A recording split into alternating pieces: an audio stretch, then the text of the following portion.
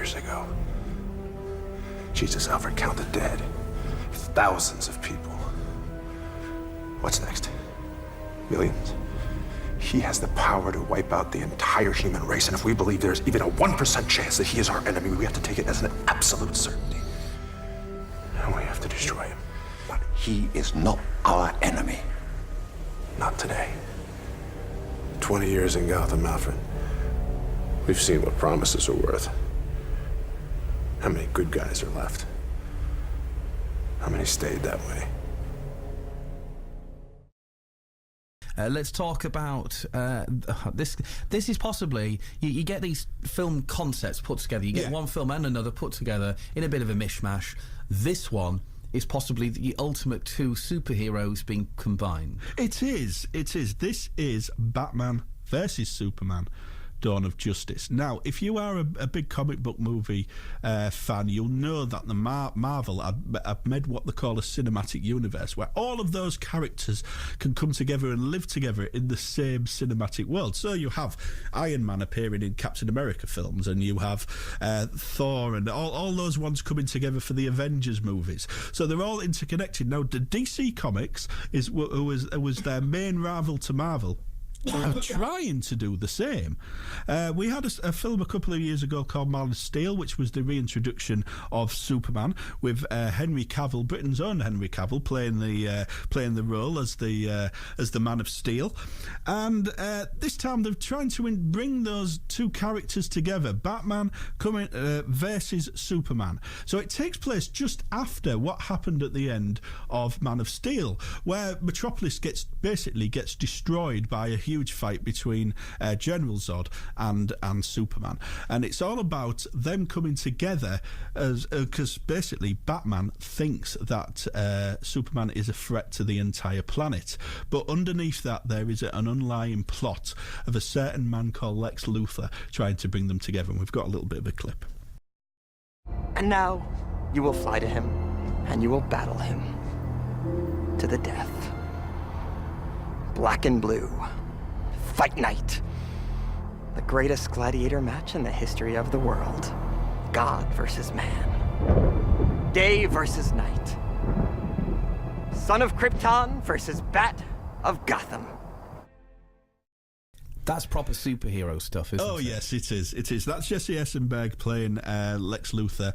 And to be fair, he's probably one of the weakest parts in the film, to be honest. I didn't think he was really well cast. They're playing a younger one. He's more of a dot-com millionaire than an industrial millionaire.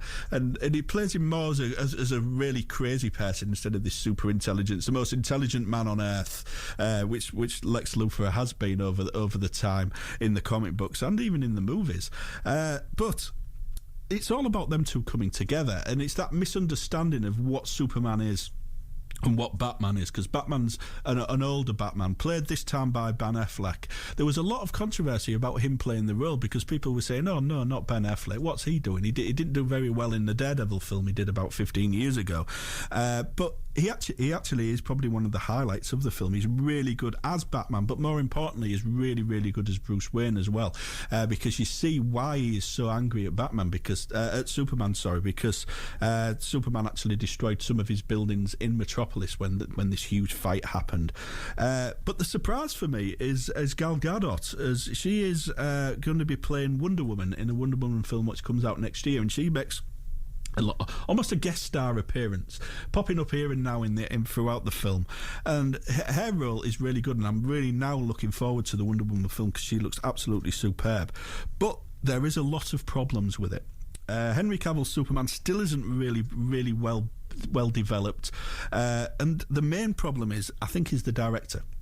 It's Zack Snyder. Now, he is the guy who did Man of Steel, but he's also done things like Watchmen and an awful film called Sucker Punch. And he's a very visual director. He's a guy who relies more on visual effects, more on the showpiece things, very much like Michael Bay does in the Transformers movies. And for me, he doesn't concentrate enough on the story, and this is a little bit of a mess. There's big, huge gaps in it. Even though it is 2.5 hours long, there are huge gaps in this story, because he's already announced, actually, I've got a director's cut which is 3 hours long, which you'll be able to get on the DVD, and the DVD has even been announced as the 6th of July, and to get the ultimate version of it. So why didn't they release this in cinemas instead of having these huge gaps in the story? So you get really confused, and you're thinking, where did that person come from? Where did this person come from? Why is that happening?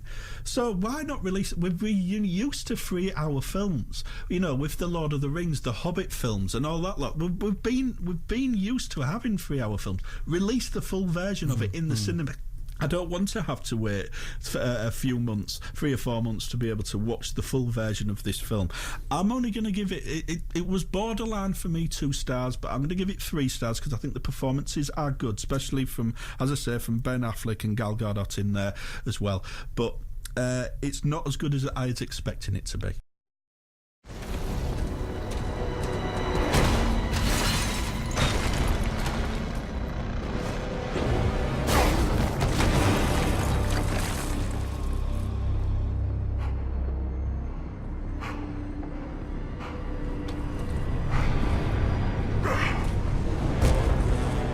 Stay down!